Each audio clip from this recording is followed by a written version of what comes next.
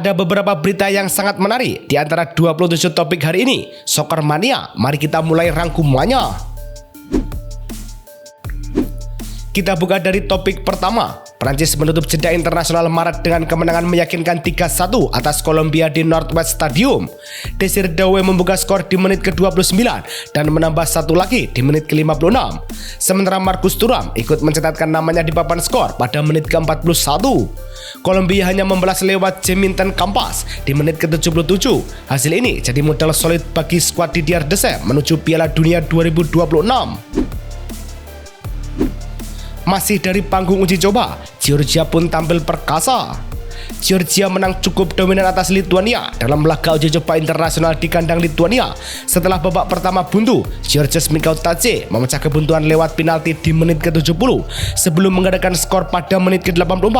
Dua gol itu cukup menggambarkan kontrol Georgia di fase akhir laga. Hasil ini jadi suntikan kepercayaan diri bagi Georgia jelang agenda kompetitif berikutnya.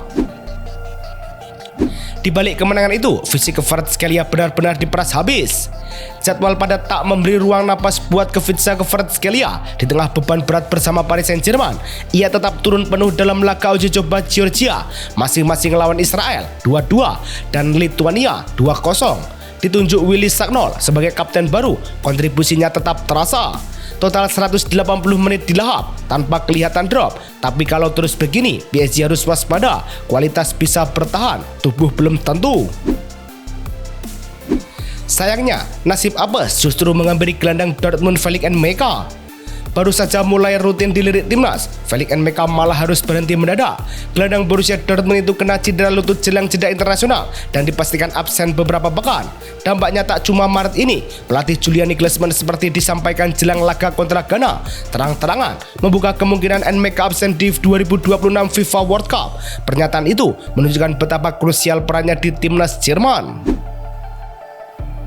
Situasi serupa juga menghantui kiper andalan Marc-Andre ter Stegen. Baru saja mulai bangkit dari cedera panjang, ia malah harus naik meja operasi lagi karena hamstring robek pada Februari. Akibatnya, ritme main nyaris nol musim ini. Julian Nagelsmann bahkan mengakui peluangnya ke Piala Dunia sangat kecil.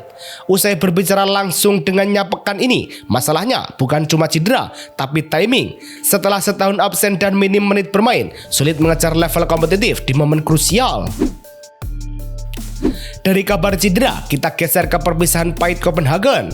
Performa anjlok bikin FC Copenhagen terseret ke papan bawah Superliga Denmark. Dari laporan klub, manajemen akhirnya melepas Jakob Næstrup meski posisinya masih di peringkat ke-8. Ironis, karena dalam 3,5 tahun terakhir, dia justru membawa 2 gelar Liga, 2 piala domestik, bahkan rutin tampil di Liga Champions sejak 2022, termasuk duel 16 besar lawan Manchester City pada 2024. Næstrup sendiri mengaku perpisahan ini jadi jalan terbaik. Nasib Næstrup kian kontras dengan drama kontrak Lorenzo Pellegrini.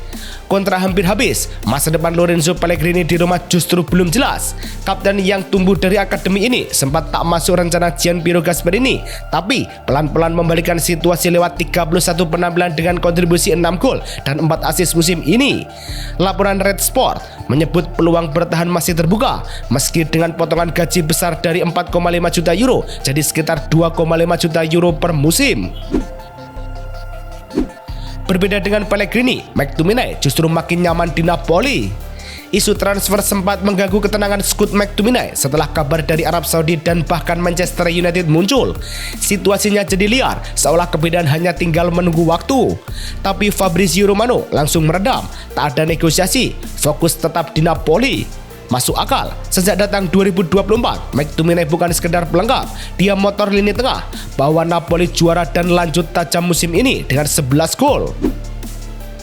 Napoli makin solid, sementara Lazio masih ragu meminang Milik. Hampir 2 tahun hilang dari lapangan, Arkadiusz Milik akhirnya muncul lagi jelang jeda internasional. Walau cuma untuk menit-menit singkat, situasi ini langsung memicu spekulasi. Masa depannya di Juventus tampak makin terbuka. Dalam laporan terbaru, Lazio sudah mulai bertanya soal kemungkinan transfer, tapi angka sekitar 5 juta euro dianggap terlalu beresiko. Kontraknya memang sampai 2027, tapi kondisi fisik jelas jadi tanda tanya. Masih soal Juventus, obrolan kontrak Vlahovic pun berjalan alot. Negosiasi kontrak Dusan Vlahovic dengan Juventus justru menemui jalan buntu. Dalam obrolan di kanal Fabrizio Romano, jurnalis Matteo Moretto menegaskan belum ada kesepakatan karena selisih angka yang cukup jauh. Klub hanya siap menawarkan sekitar setengah dari gaji lamanya. Waktu makin sempit, kontraknya tinggal hitungan bulan. Di tengah itu, ia baru kembali dari cedera dan langsung dituntut membantu tim finish 4 besar. Di saat Vlahovic goyah, Kolo Muani justru menunggu Juventus. Randal Kolo Muani sudah punya arah, tapi Juventus belum benar-benar melangkah. Meski tawaran besar dari luar Eropa datang dan beberapa klub ikut mendekat, sang striker memilih menahan diri. Info dari Fabrizio Romano menyebut prioritas tetap ke Turin. Padahal sejak Januari komunikasi tak pernah putus, bahkan ex-rekan setim ikut membujuk. Saat itu Paris Saint-Germain masih menutup pintu, sementara kini situasi di Tottenham mulai berubah. Jika Juve masih menunggu, Milan bergerak agresif incar Lewandowski. Situasinya menarik, kontrak Robert Lewandowski di FC Barcelona belum juga diperpanjang, sementara usia sudah 37. Setelah itu langsung dibaca AC Milan. Laporan Milan News menyebut Rossoneri jadi pihak paling agresif mendorong transfer gratis musim panas nanti.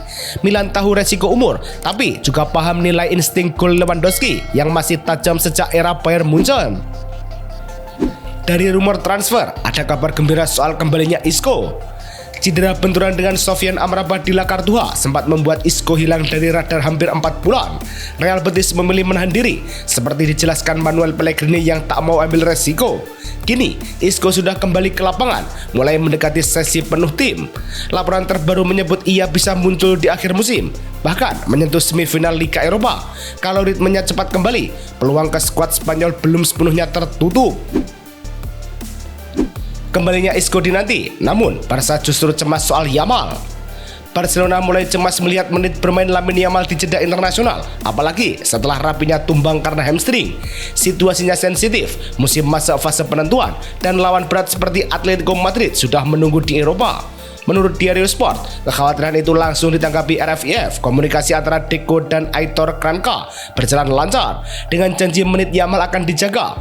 Pemain 18 tahun yang sempat latihan terpisah ini jelas butuh kontrol.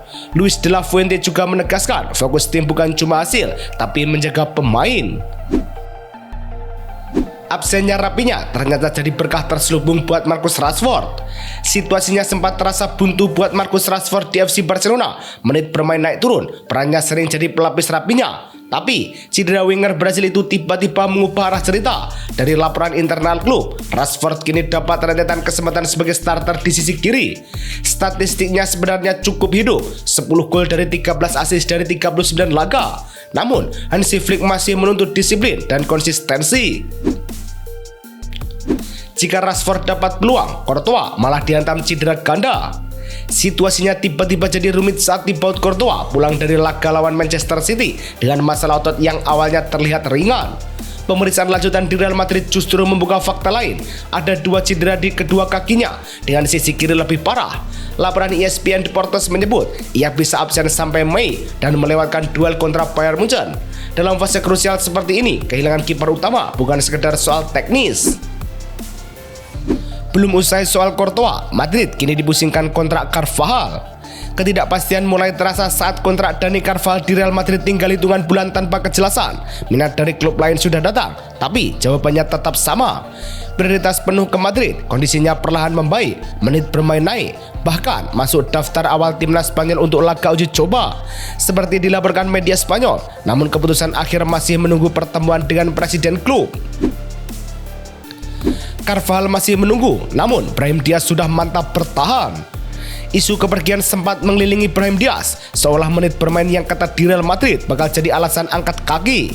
Tapi situasinya justru berbalik. Dari laporan internal klub, Brahim merasa dihargai dan nyaman di Santiago Bernabeu, plus masih terikat kontrak jelas. Pelatih Alvaro Arbeloa dan manajemen juga tetap percaya pada kualitasnya. Di ruang ganti, dia bukan sekedar pelapis. Nasib tenang Brahim Diaz kontras dengan pahitnya pemecatan Igor Tudor. Datang dengan harapan mengangkat performa, Igor Tudor malah terseret dalam rangkaian hasil buruk yang cepat menggerus kepercayaan. Dalam 5 laga Premier League, Spurs cuma dapat 1 poin, 4 kali kalah, sekali imbang, hingga tekanan makin terasa. Tottenham Hotspur resmi berpisah dengan Igor Tudor setelah performa tak kunjung stabil, ditutup kekalahan 0-3 dari Nottingham Forest. Meski sempat menang di Eropa, itu tak cukup menutup rapuhnya permainan domestik. Tudor pun pergi tanpa pesangon. Catatan Tudor ini menambah daftar pelatih tersingkat di Inggris. Pelatih asal Kroasia itu hanya bertahan selama 44 hari sebelum kedua pihak sepakat untuk berpisah. Masa singkatnya kini menempatkannya dalam daftar manajer yang masa jabatannya di kasta tertinggi sepak bola Inggris berakhir hampir secepat dimulai. Di antara mereka adalah Frank de Boer yang hanya bertahan 77 hari di Crystal Palace dan Sam Allardyce yang masa jabatannya selama 30 hari di Leeds United. Nama lain dalam daftar tersebut termasuk Javi Garcia di Leeds United selama 69 hari dan Rene Meulensteen di Fulham selama 75 hari. Usai kepergian Tudor, nama De Zerbi kini mulai dikaitkan. Kini seperti dilaporkan BBC Sport, nama Roberto De Zerbi muncul di depan. Ia saat ini tanpa klub setelah meninggalkan Olympique de Marseille awal musim ini. Spurs telah melakukan pengecekan awal untuk memahami apakah pelatih asal Italia itu bersedia menerima pekerjaan tersebut. Indikasi awal menunjukkan De Zerbi tertarik pada peran tersebut, tetapi lebih memilih untuk menunggu hingga akhir musim untuk menilai apakah Tottenham tetap berada di Premier League sebelum membuat keputusan akhir. Kabar Spurs cukup mengejutkan, tapi Arsenal lebih waspada Zubimendi. Rasa tidak nyaman di lutut kanan bikin Martin Zubimendi harus angkat kaki dari kamp timnas Spanyol. Situasinya mulai terasa setelah ia hanya main 14 menit saat menang 3-0 atas Serbia pekan lalu.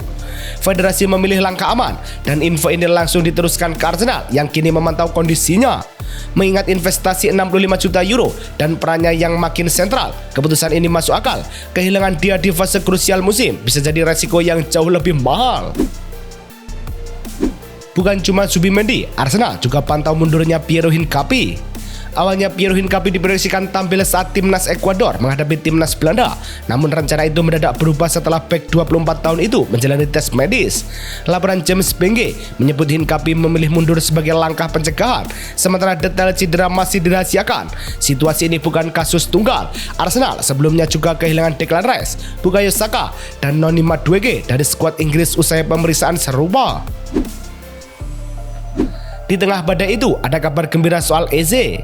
Cedera betis datang di momen buruk buat Arsenal. Eberechi Eze harus menepi, absen di final Carabao Cup kontra Manchester City, bahkan mundur dari skuad Inggris untuk laga uji coba. Padahal cedera itu muncul usai duel intens melawan Bayer Leverkusen, tapi laporan terbaru menyebut pemulihannya lebih cepat dari perkiraan. Arsenal mulai percaya diri Eze bisa ikut lawatan penting ke Etihad 19 April nanti. Berita Arsenal selesai, kini kita ke nasib Rodri. Situasinya mulai pelik saat negosiasi kontrak baru Manchester City dengan Rodri mandek. Sementara masa baktinya tinggal menuju 2027. Di tengah itu, ketertarikan Real Madrid makin nyata. Apalagi sang gelandang tak menutup peluang pulang ke Spanyol. Seperti disampaikan ke Onda Cero, City pun mulai realistis. Jual sekarang atau beresiko kehilangan gratis. Rencana perombakan lini tengah dan incaran pemain baru jadi sinyal jelas. Sinyal kepergian Rodri dibarengi rencana revolusi besar-besaran The Citizen. Lini tengah mulai jadi titik rawan di Manchester City saat masa depan Rodri dan Bernardo Silva belum jelas. Dari laporan yang beredar, Hugo Viana langsung bergerak menyusun rencana besar senilai 190 juta pound sterling. Targetnya jelas, Sandro Tonali dari Newcastle United dan Elliot Anderson milik Nottingham Forest. Bahkan opsi tukar pemain ikut disiapkan. Ini bukan sekedar belanja, tapi sinyal bahwa era Pep Guardiola berikutnya butuh energi baru. Kabar terakhir, Casemiro pilih ke Miami ketimbang reuni Ronaldo. Situasi mulai mengerucut buat Casemiro yang harus menentukan masa depan di tengah tawaran besar dari Manchester United. Ia digoda kontrak menggiurkan Al Nassr yang membuka peluang reuni dengan Cristiano Ronaldo. Tapi laporan AS menyebut arah justru condong ke Inter Miami. Negosiasi dengan klub Major League Soccer itu berjalan positif, apalagi ada faktor bermain bareng Lionel Messi. Ditambah lagi, ia sudah membeli rumah di Miami. Sinyal kuat keputusan hampir bulat.